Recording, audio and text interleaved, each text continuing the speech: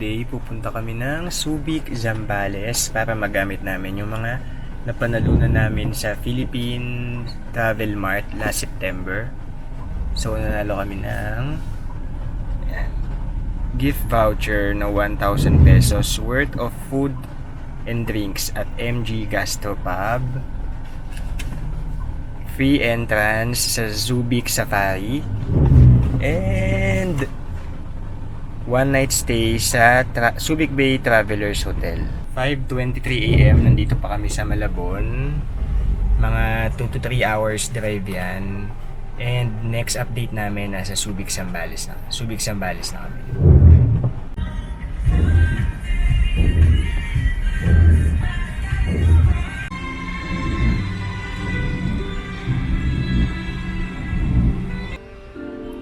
After 3 hours na biyahe, time check, 8:30 AM. Nandito na kami sa Subic, Zambales. Dito kami sa Simli Espresso, magbe-breakfast.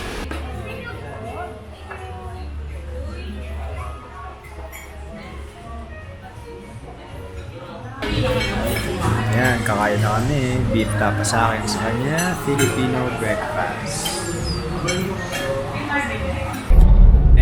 So, after breakfast, mula doon sa cafe na pinag-breakfastan namin, magdadrive lang kami ng 30 minutes papuntang Subic Safari.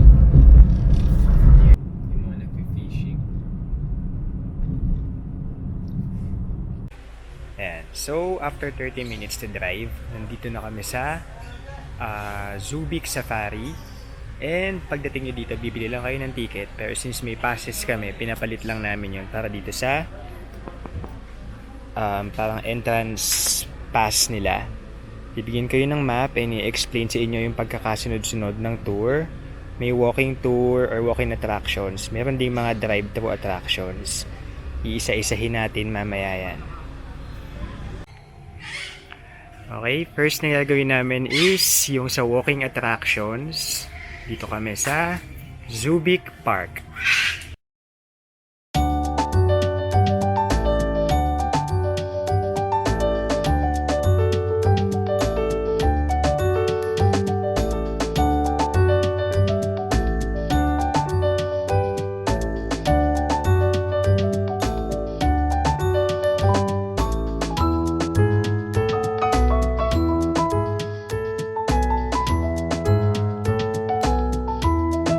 Whenever they see a group of dragonflies swarming around, they believe that it's indicating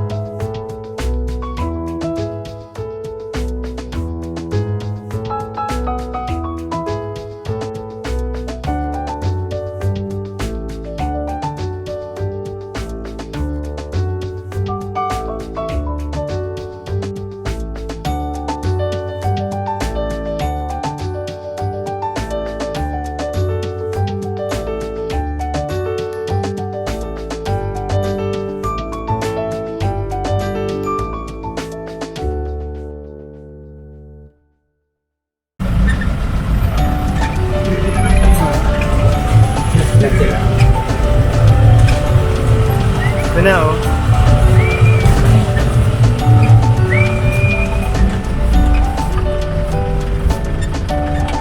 Ay, yan na!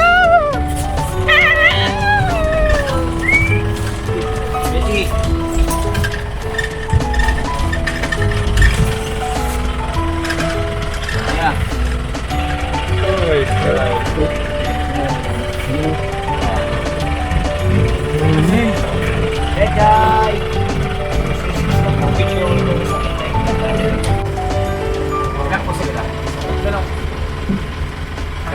Ay, ito na siya!